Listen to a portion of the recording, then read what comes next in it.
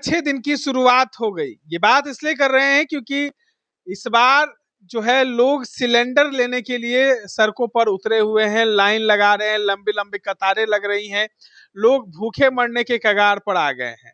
और एक 2020 और 21 का समय था जब ऑक्सीजन सिलेंडर के लिए लोग सड़कों पर उतरे हुए थे। हमारे साथ पूर्व आईपीएस अधिकारी अमिताभ कुमार दास है। दो समय ऐसा आया जो गैस और ऑक्सीजन सिलेंडर के लिए लोग सड़कों पर उतरे, मरमाहत हुए, हताहत हुए, कई लोग की जाने गई। अब फिर से लोग जो है भूखे के शिकार हो रहे हैं, भूख से मरने के कगार पर आ रहे हैं। और दोनों समय प्रधानमंत्री मोदी ही थे। और एक तीसरा समय आप भूल रहे हैं, नोटबंदी। हाँ। तीसरा समय नोटबंदी का था, जब मोदी ने अचानक 8 बजे रात में आके नोटबंदी का ऐलान कर दिया और उसके बाद भी लाखों लोग ऐसे ही सड़कों पर लाइन में लगे हुए थे। देखिए, नरेंद्र मोदी को मैं एक मनहूस प्रधानमंत्री मानता हूं, और जब से ये प्रधानमंत्री बने हैं तब से देश पर कोई ना कोई संकट का बादल मंडराता रहा है। अभी देखिए, नोटबंदी को लेके पूरा हिंदुस्तान लाइन में खड़ा था। फिर कोरोना की महामारी आई तो ऑक्सीजन सिलेंडर को लेके पूरा हिंदुस्तान खड़ा था। आज देखिए, ईरान युद्ध छिड़ गया है तो गैस सिलेंडर को लेके पूरे देश में हाहाकार की स्थिति है, त्राहिमाम मचा हुआ है।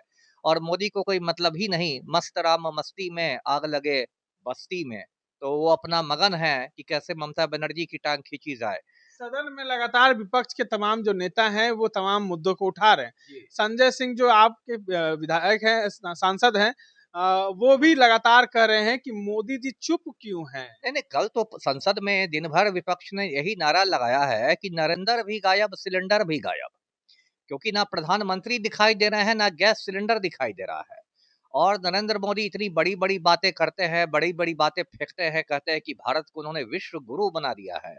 और यहाँ विश्व गुरु की ये हालत है कि 21वीं सदी में भारत गोइठा युग में प्रवेश कर रहा है।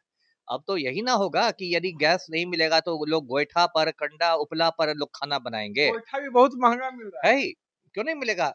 आपदा में अवसर, है ना? जो लोग गोईठा बेचने वाले लोग हैं, उन लोगों ने गोईठा की कीमत बढ़ा दी है। इंडक्शन स्टोव का दाम दुगना हो गया है। आप भी गोईठा मंगाएंगे? क्यों नहीं मंगाऊंगा, है ना? जब नरेंद्र मोदी ने देश को ऐसा विश्व गुरु बना दिया है।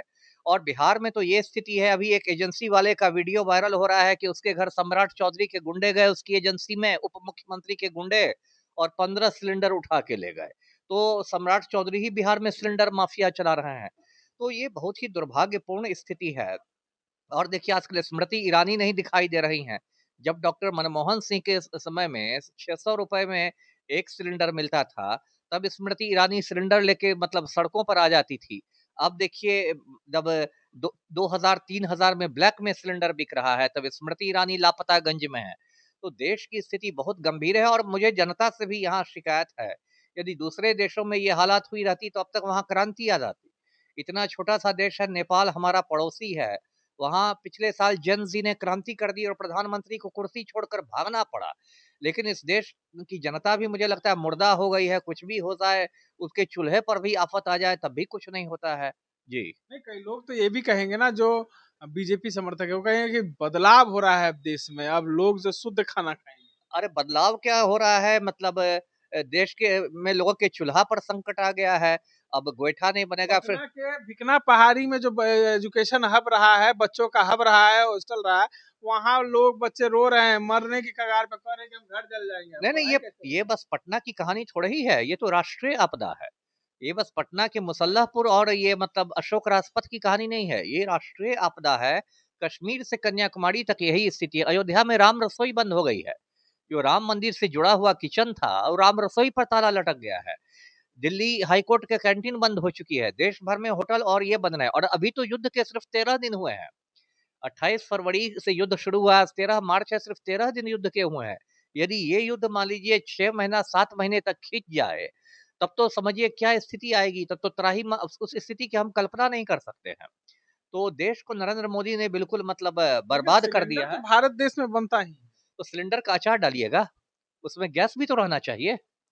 और जब से ईरान ने हॉर्मुज का रास्ता बंद कर दिया है, जो हॉर्मुज का समुद्री रास्ता है, उसको ईरान ने बंद कर दिया है। ईरान ने कहा कि सिर्फ चीन और रूस के जहाज उससे गुजरेंगे, क्योंकि वो चीन और रूस ईरान के साथ खड़े हैं।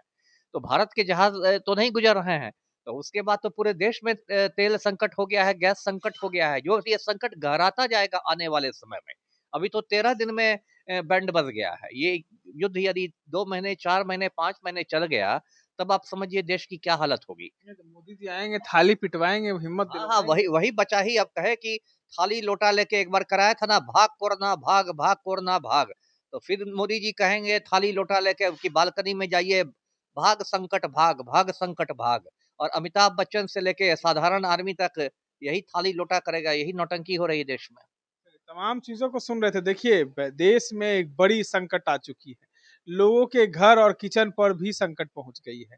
पहले तो संकट कोरोना था, फिर नोटबंदी हुआ, अब गैस बंदी के बाद जो है कहीं ना कहीं बड़ी संकट जो है वो निकल कर सामने आ रही है। इस तरह के तमाम अपडेट्स के लिए बने रहे इनसाइडर लाइव के साथ। धन्यवाद।